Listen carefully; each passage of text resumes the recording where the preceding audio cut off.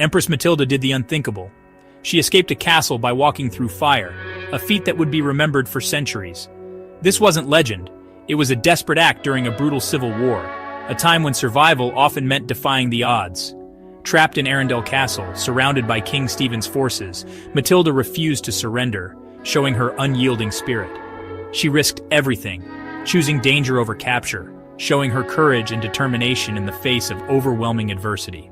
This was the Anarchy, a war that tore England apart for nearly 2 decades, leaving a trail of destruction and chaos.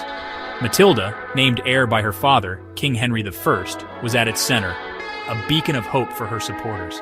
But when Henry died, her cousin Stephen seized the throne, igniting a fierce struggle for power. Matilda's escape from Arundel wasn't just dramatic, it kept her campaign alive, fueling her determination to reclaim her rightful place. If Stephen had caught her, her cause might have ended, and history would have taken a different turn. Instead, she inspired her followers with her boldness, becoming a symbol of resistance and hope. Matilda wasn't a passive noblewoman, she was a leader, making hard choices under pressure and commanding respect. Her walk through fire became a symbol of her life, facing impossible odds, yet always moving forward with unwavering resolve. She endured war, betrayal, and prejudice, never losing sight of her claim, and always pushing forward. Matilda's story is one of relentless resolve, a testament to her strength and determination. She was a woman fighting for a crown in a world that didn't want her to wear it, challenging the norms of her time. Her actions proved she was a force to be reckoned with, a leader who could not be easily dismissed. The fire she walked through was both literal and metaphorical, representing the many challenges she faced. Time and again, she found a way through the flames, emerging stronger each time. Matilda's journey was just beginning, a path filled with trials and triumphs. The fight for England was far from over, and Matilda's legacy was just starting to unfold.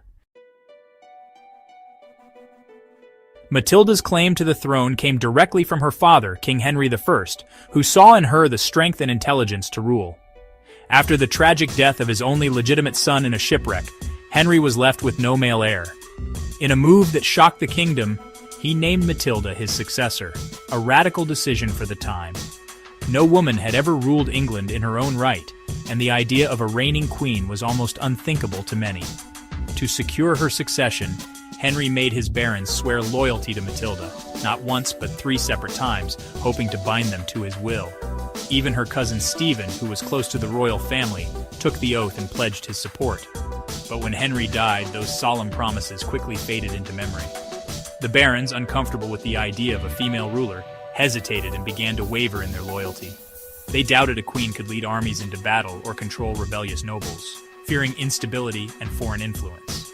Matilda's marriage to Geoffrey of Anjou, a powerful but controversial ally and rival to the Norman lords, only deepened their concerns and suspicions.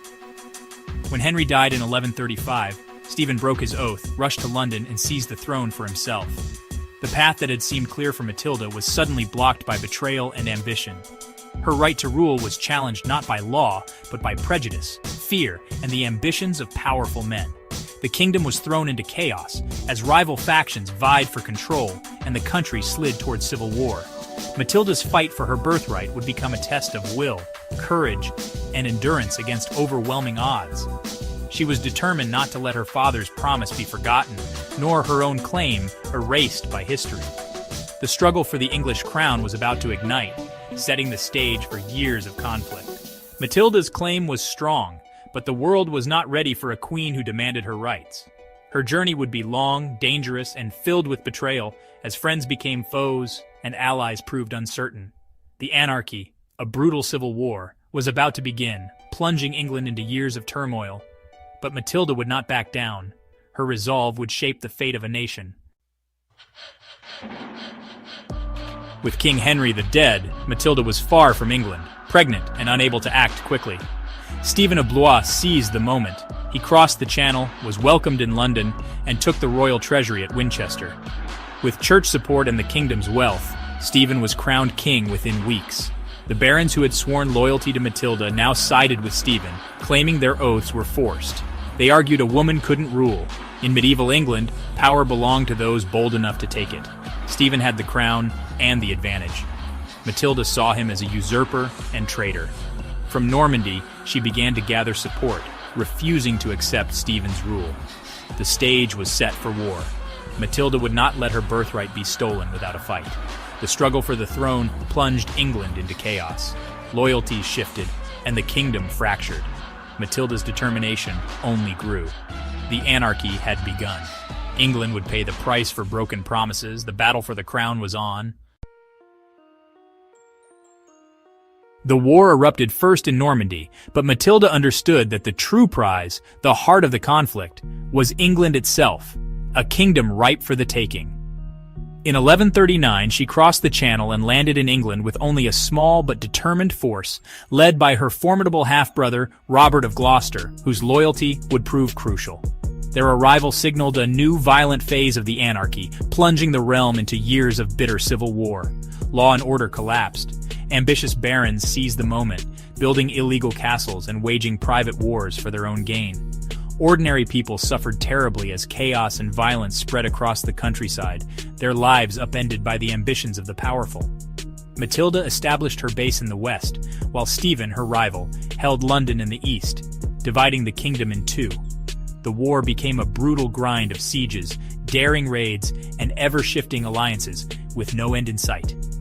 Castles changed hands frequently, and loyalties were bought, sold, and betrayed as fortunes rose and fell.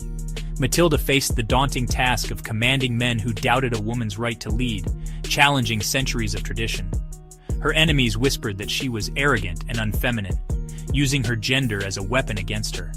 Even her closest allies hesitated, uncertain if England was ready to accept a woman as its ruler.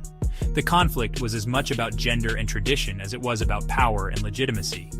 Matilda's campaign became a relentless struggle for respect, recognition, and survival. She fought not just for the crown, but to prove that a woman could rule as strongly and wisely as any man. The anarchy was a test of endurance, willpower, and the very fabric of English society. England was torn apart by war and uncertainty, but Matilda pressed on, refusing to yield. Her struggle was reshaping the kingdom, altering the balance of power for generations to come.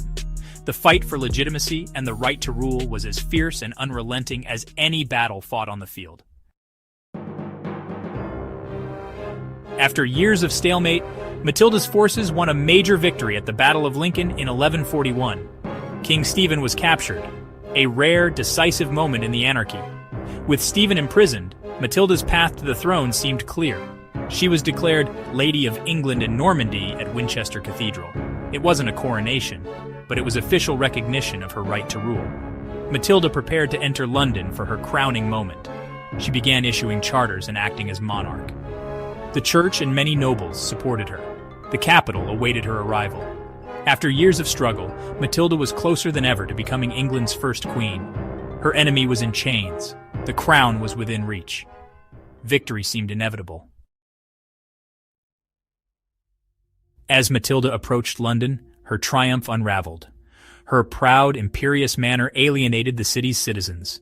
She demanded heavy taxes, ignoring pleas for mercy. The Londoners, weary from war, turned against her. Bells rang out. The city rose in revolt. Matilda and her followers fled, barely escaping with their lives. Her chance at coronation vanished overnight. Stephen's wife rallied his supporters, shifting the war's momentum. Matilda's political missteps undid her military victory. She had won the war, but lost the peace. The crown slipped from her grasp. Her enemies regrouped. The struggle for England continued. Matilda's greatest opportunity was lost. After the London disaster, Matilda's fortunes worsened. Her key ally, Robert of Gloucester, was captured, forcing her to exchange Stephen for him.